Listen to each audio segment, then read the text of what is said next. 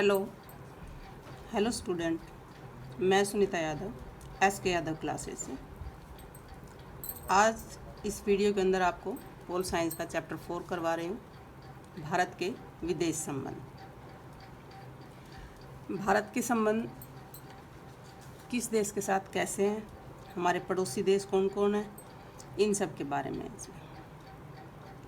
विदेश संबंध यानी कोई भी देश, जैसे हम कहीं भी रहते हैं तो अपने पड़ोसियों के साथ अच्छा संबंध बना के रखते हैं ताकि एक दूसरे की हेल्प कर सकें।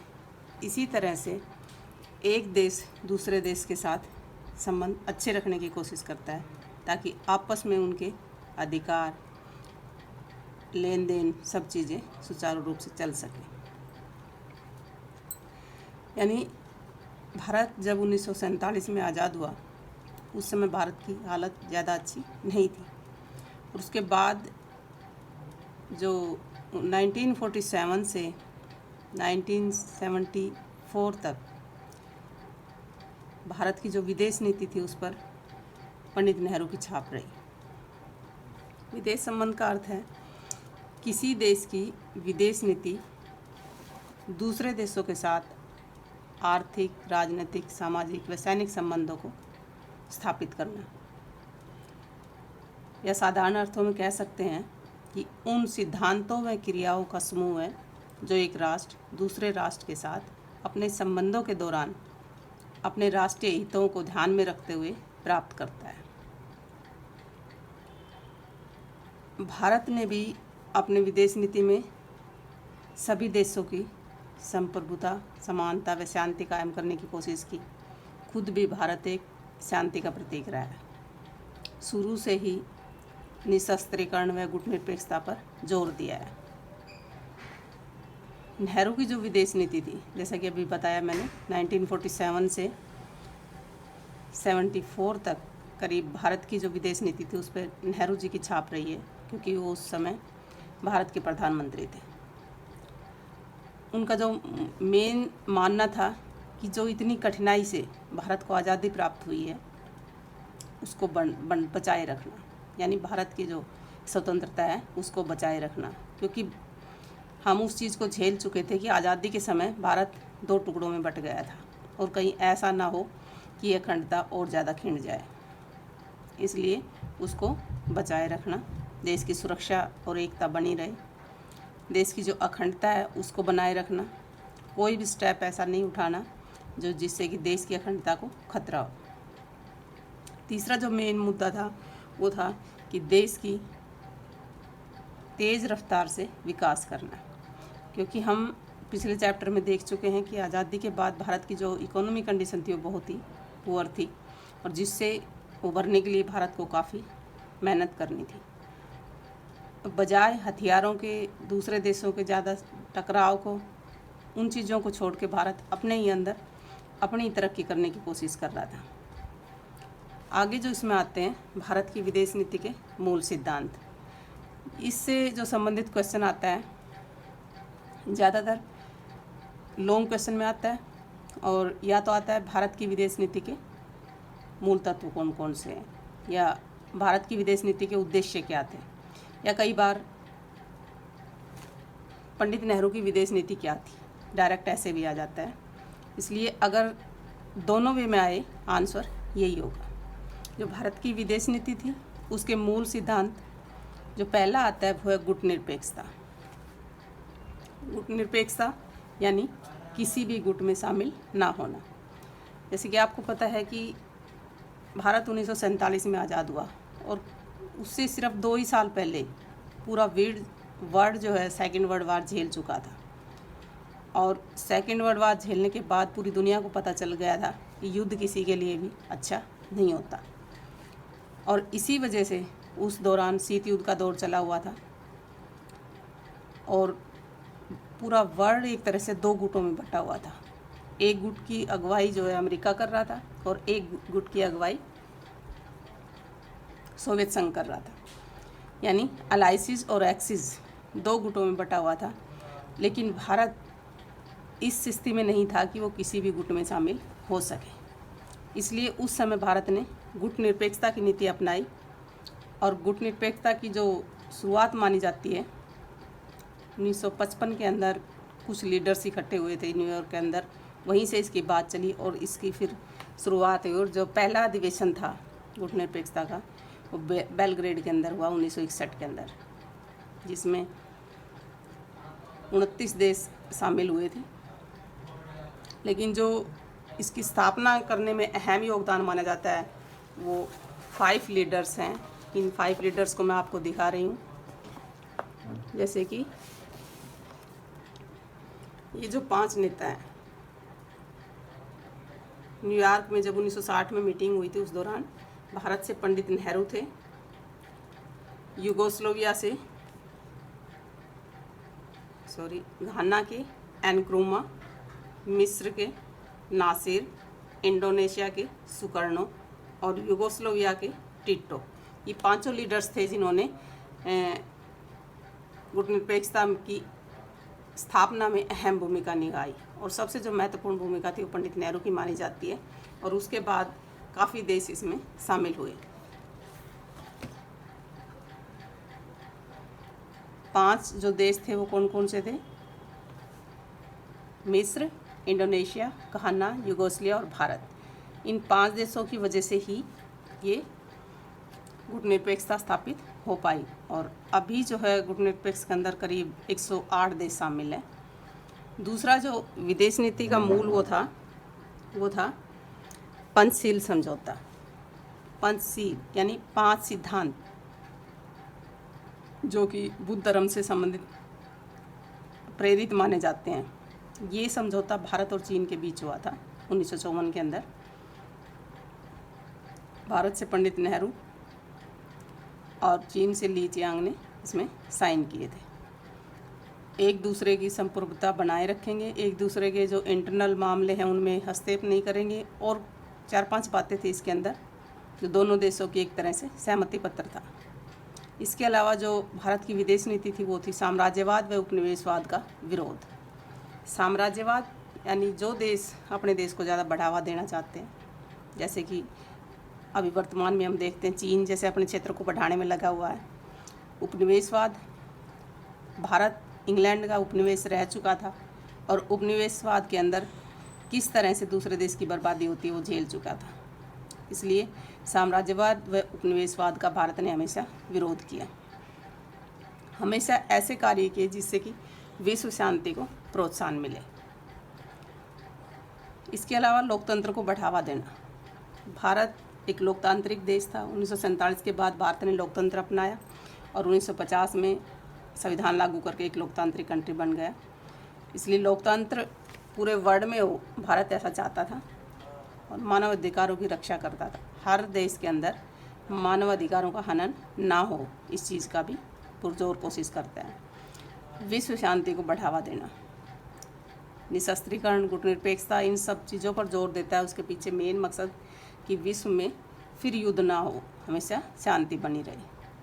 और इसी वजह से भारत नाटो और वार्सा गुट, नाटो सम्मेलन यूरोपियन कंट्री का एक ग्रुप था जिसकी अगुवाई यूएसए कर रहा था, जिसके अंदर 29 देश शामिल थे, जिसे वाशिंगटन संधि भी कहा जाता है। और कि यदि यूएसएसआर किसी भी देश पर आक्रमण करेगा तो उसमें सभी देश मिलकर उनका सामना करेंगे। ऐसे ही जो वार्सा पैक्ट था वो नाटो के एकदम खिलाफ था, 1955 के अंदर बना। इसका जो हेड था वो यूएसएसआर था एंड सोवियत संघ। इसमें चेकोस्लोविया, हंगरी, बुल्गारिया, रोमानिया, ये मध्य एशिया के देश शामिल थे। और ये भी सेम पर्पज से बना था कि नाटो के देशों को जवाब देना। इस तरह से भारत ना ही जो वर्ल्ड के 2 गुट थे अलाइसिस और एक्सिस उनमें शामिल हुआ और ना ही जो नाटो और वार्सा गुट में शामिल हुआ। एक तरह से अपने आप को अलग थलग रखा।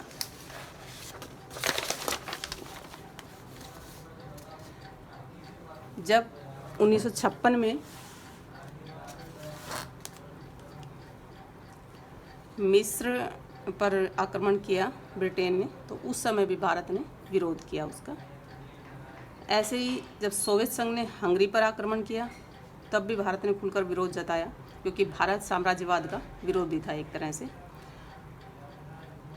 और कुछ समय बाद जो है सोवियत संघ और भारत के संबंध सुधरे, लेकिन अमेरिका से दूरी बनती चली गई, क्योंकि अमेरिका पाकिस्तान का साथ दे रहा था और इसी वजह से अमेरिका और पाकिस्तान एक साथ थे और भारत सोवियत संघ की तरफ बढ़ता चला गया।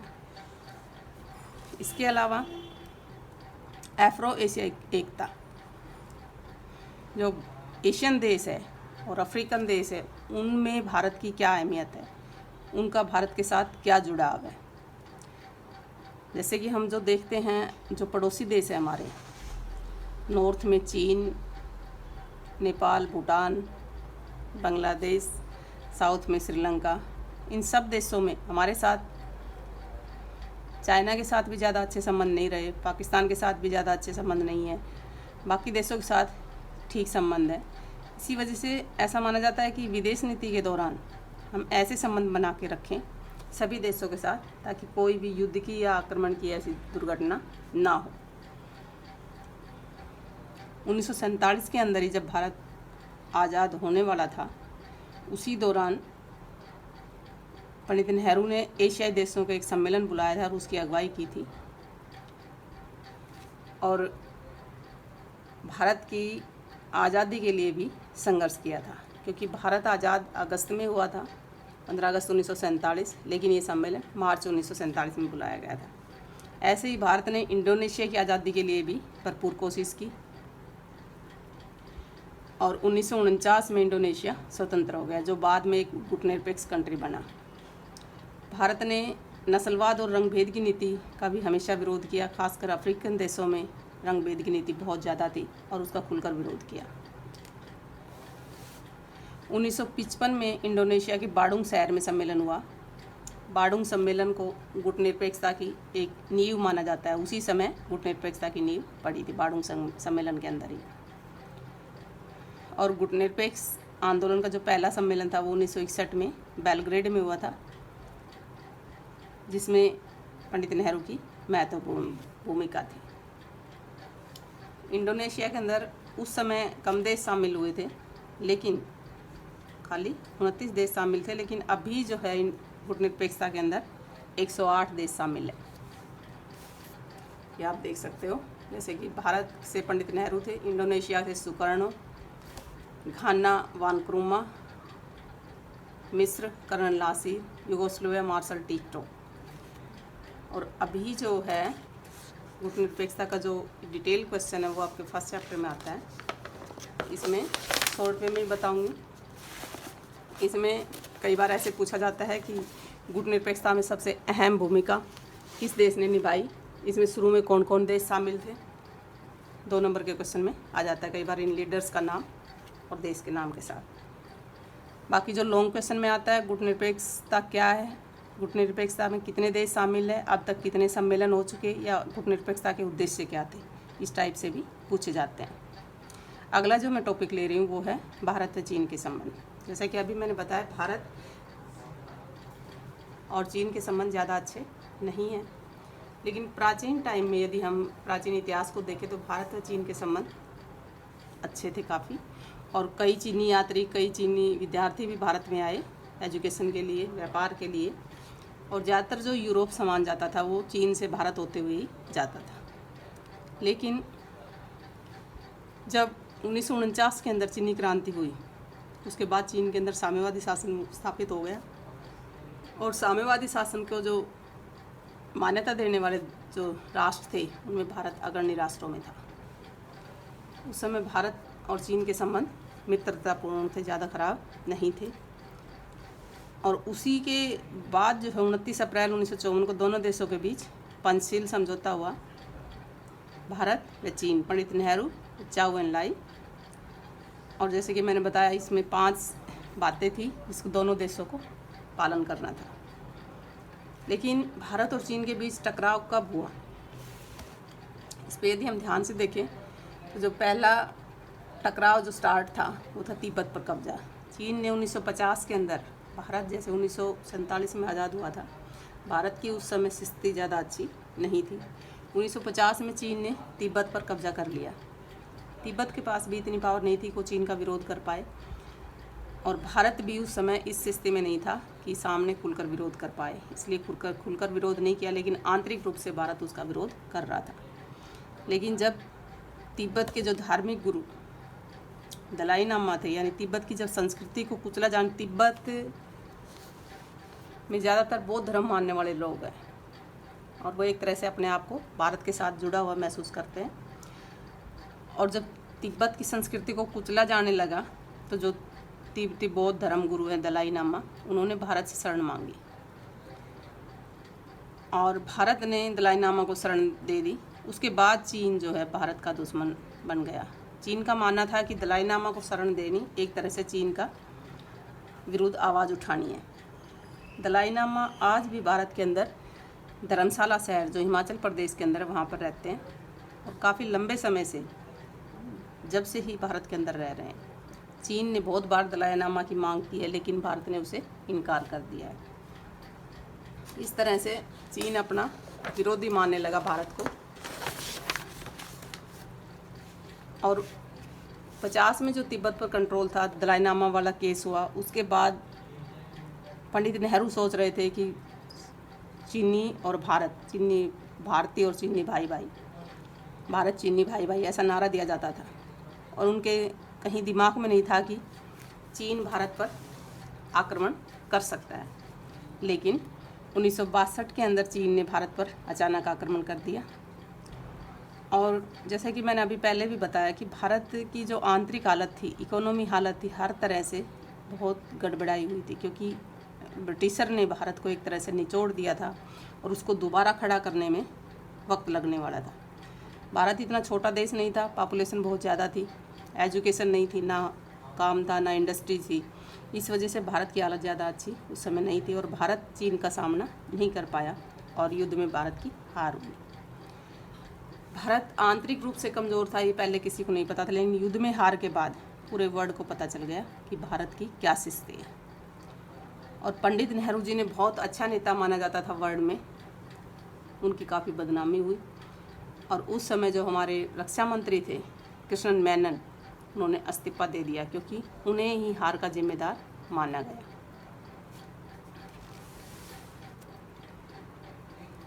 और हार के बाद चीन ने अक्साई चीन व अरुणाचल प्रदेश का नेफा बोला जाता था उस समय, उस पर अधिकार कर लिया, जो आज तक भारत चीन ने नहीं छोड़ा है। इसके बाद चीन में से युद्ध के हार के बाद भारत ये सोचने पर मजबूर हो गया कि कहीं ना कहीं हमें इस रक्षा विभाग पर भी पैसा खर्च करना होगा। और इसी के दौरान फिर रक्षा उत्पादन विभाग की स्थापना की गई 1962 के अंदर। 1965 में रक्षा विभाग आपूर्ति की स्थापना की गई। 65 में पाकिस्तान ने भारत पर आक्रमण कर दिया।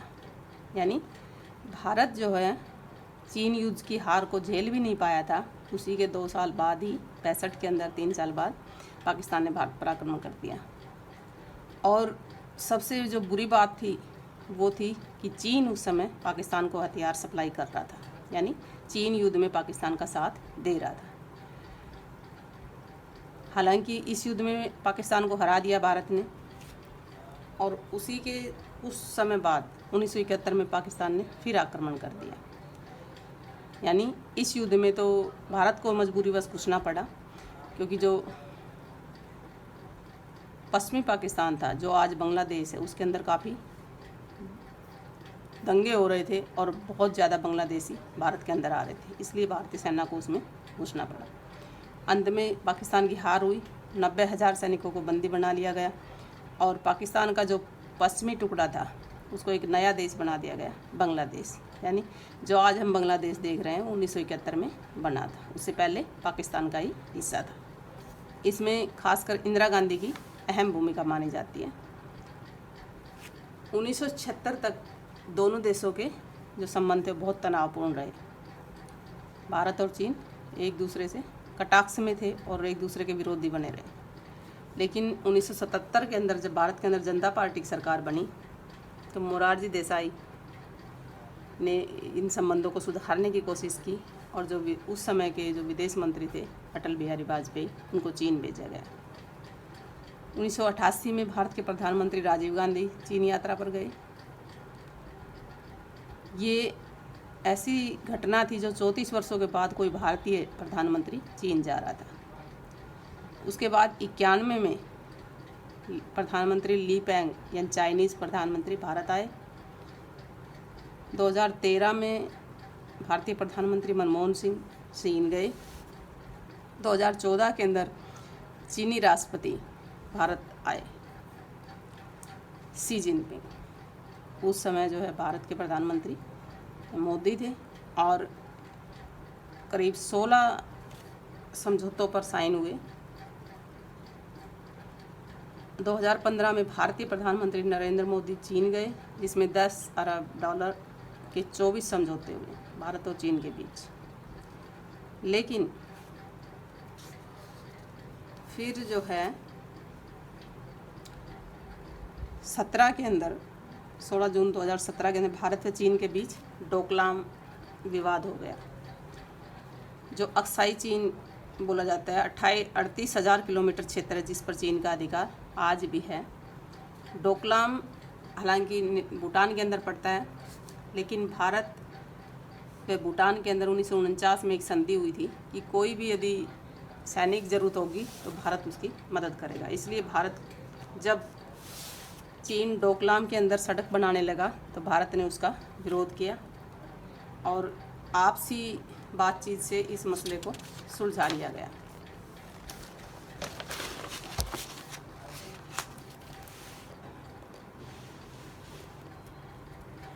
इसके बाद नवंबर 2017 में मनीला के अंदर आसियान का जो शिखर सम्मेलन था, उसमें 4 देश भारत, अमेरिका, जापान व ऑस्ट्रेलिया चारों ने मिलके जो है एक गठबंधन बनाया, जिसमें चीन के विरुद्ध आवाज़ उठाई कि चीन की जो पावर है, चीन की जो ताकत है बढ़ती हुई, उसको रोकने के लिए इन्होंने एक संगठन बनाया। एक तरह से चीन को घेरने के लिए नीति बना रहा है, दूसरी तरफ चीन भारत को घेरने की नीति बना रहा है दक्षिणी सागर की तरफ। आज यदि हम वर्तमान में भी देखें तो भारत व चीन के संबंध ज़्यादा अच्छे नहीं हैं। जो पेंगोंग झील है, हर साल चीन थोड़ा थोड़ा आगे बढ़ता रहता है भारतीय क्षेत्र में, लेकिन भारतीय सेना अब उनका सामना कर रही है और पेंगोंग झील के अंदर दोनों सेनाओं के बीच काफ़ी टकराव हुआ। पिछले 18 जून 2020 को दोनों सेनाएं के बीच जो झड़प हुई, इनमें 20 जवान शहीद हुए और अभी भी ये हालत नहीं सुधरी, क्योंकि चीन की सेना पीछे हटने के लिए तैयार नहीं है। यहाँ तक कि अरुणाचल प्रदेश को भी